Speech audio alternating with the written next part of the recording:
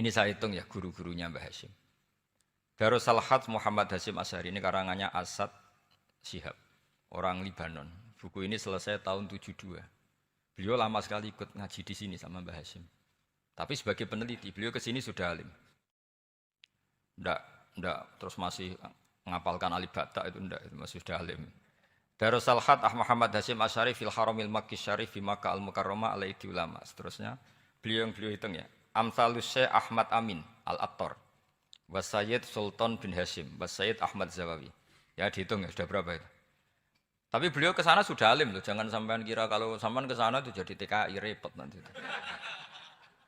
Itu kata Mbah Mun kalau ada orang mau mondok Mekah, tapi apa mondok Mekah wis alim dereng. Kersane pinter bahasa Arab, Bah. Bakul es nang Arab pinter bahasa Arab kata Mbah. Jadi kalau beliau kalau sama orang belum alim mondok di Mekah itu agak duka beliau.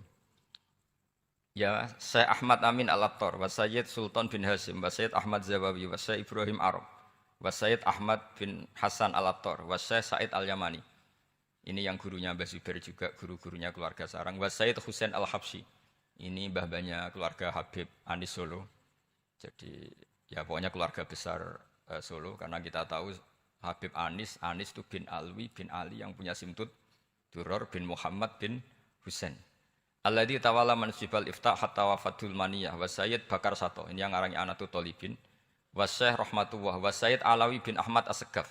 Ini yang ngarang Tarsihul Mustafidin. Kita tahu sarah i'anah paling terkenal adalah dua I'anatul Thalibin dan Tarsihul Mustafidin. Itu dikarang oleh Alawi bin Ahmad As-Segaf. Terus wa Sayyid Abbas Al-Maliki, itu banyak Sayyid Muhammad. Karena kita tahu Sayyid Muhammad adalah Muhammad bin Alawi bin Abbas, ya, Muhammad bin Alawi bin Abbas. Itu juga gurunya Mbah Hasyim, wa Sayyid Abdul Az-Zawawi, wa Syekh Saleh Bafadl, wa Syekh Sultan Hasyim Daghestani. Jadi selain guru-guru di Indonesia termasuk Mbah Mahfud Termas, Syekh Khotib Al-Minangkabu, beliau punya guru-guru itu yang saya sebut. Lalu barokahnya guru-guru itu,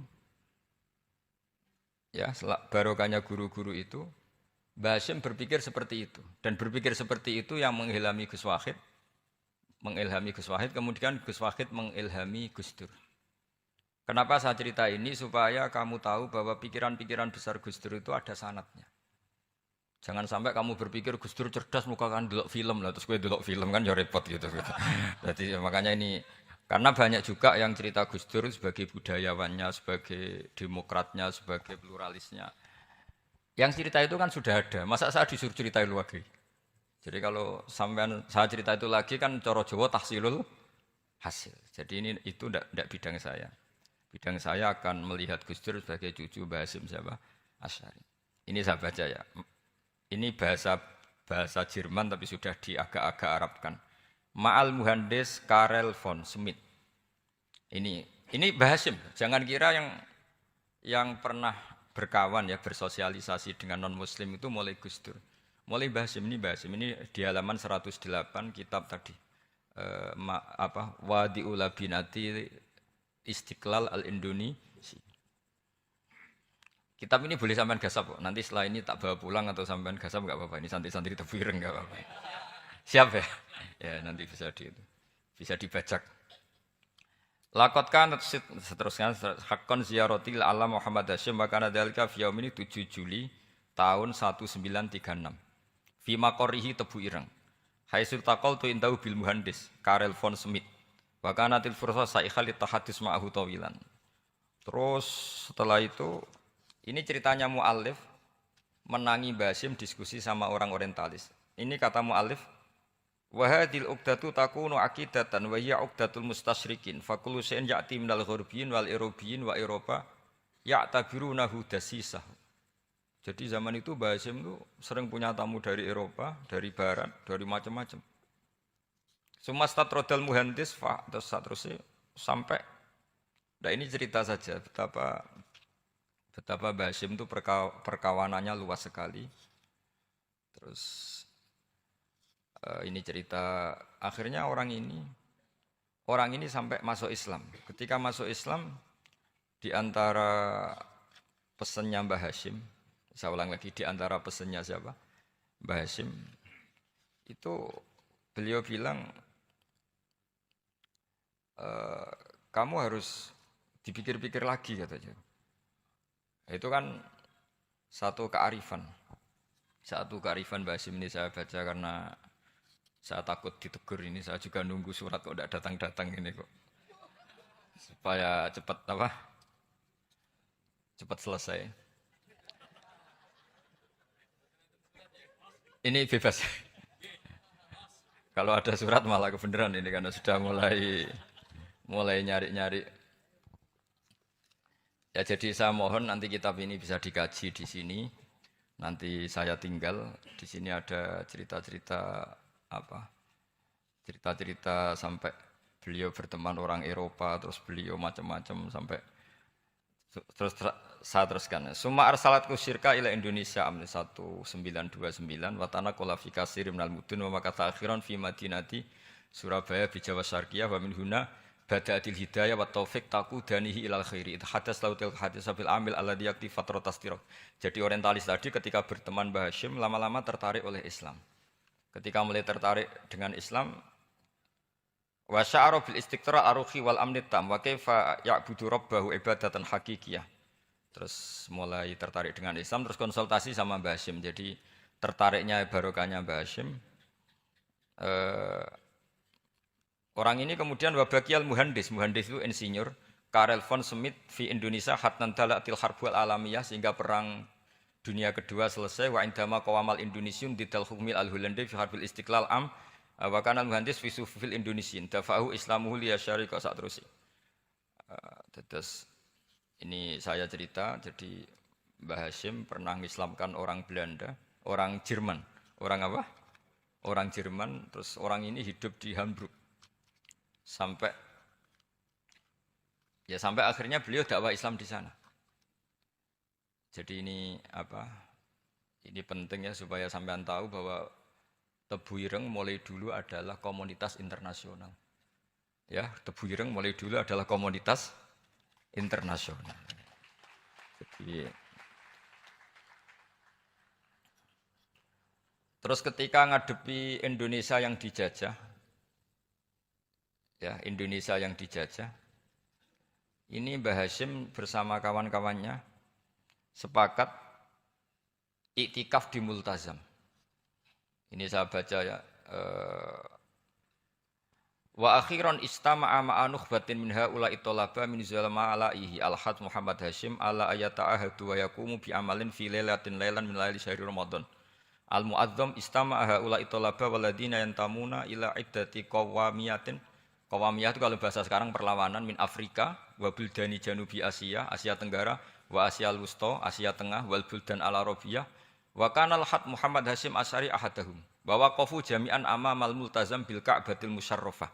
Wa ahadu wa aqsamul yamin ala yakum bil jihad fi sabilillah li ilahi kalimatil Islam wa tauhidil muslimin bin nasril ilmi wa tau'iyah wa tafaqquh fiddin talaban lil mardatillahi ta'ala la yarjuna min wara'i dzalika malan wala mansiban li anfusihim.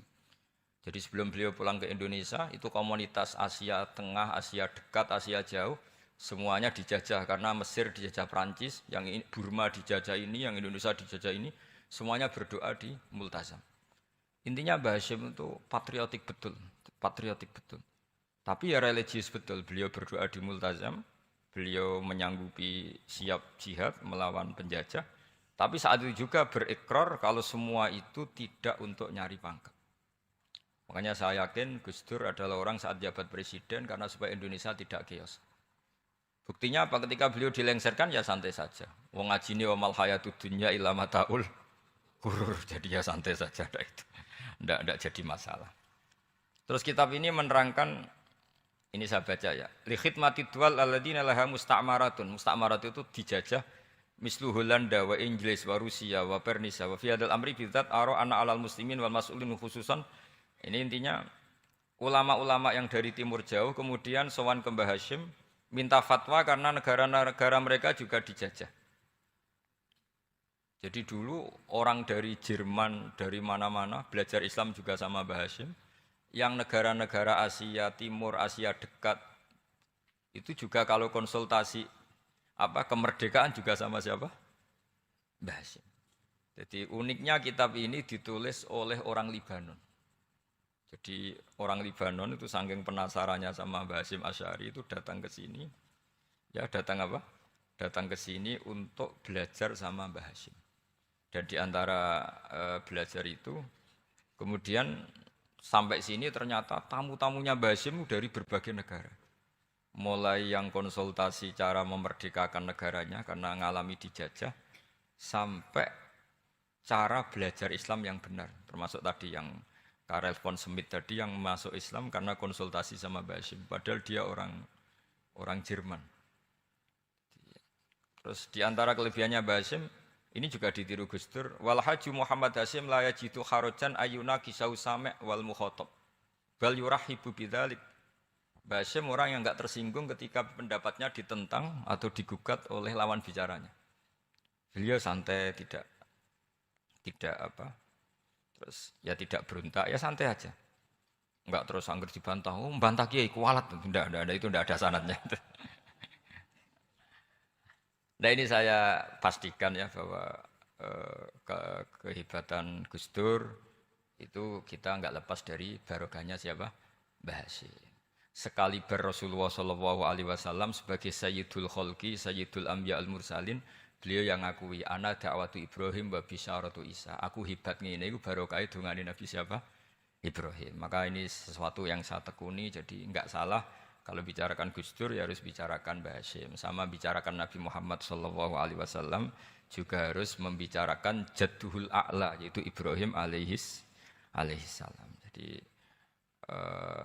ini kitab bisa dipakai atau digasap ya enggak apa-apa. Artinya gini, gasap itu kalau saya ada ridho jadinya gasap, kalau ridho ya jadinya boleh. Dan menjadi gasap kalau enggak dipelajari. Ya, jadi kalau mau enggak terus tinggo jimat itu kita fokus bahak sakti, wah ya repot makanya ini. Nah kalau dipakai itu gasap. Tapi kalau nanti didiskusikan sama teman-teman, kemudian menjadi baik, menjadi luar biasa, saya ikut ngamal. Terus saya ulang lagi, saya teruskan. Ittisolatuhu. Ittisolatu itu komoditas beliau. Lahu ittisolatun wasi'atun wa mukatabatun ma'a katsirin min zu'ama'il alam al-islami fi dzalikal ahdi. Bianahum Asy Abdul Aziz As-Sa'alibi wa Sayyid Diyauddin wa Syairozi Adwul Injil terus. Beliau punya perkawanan besar di komunitas internasional, termasuk Syekh Muhammad Abdul Karim Al-Khattabi wa Sayyid Alawi bin Thahir Al-Haddad, Mufti Sultanati Johor.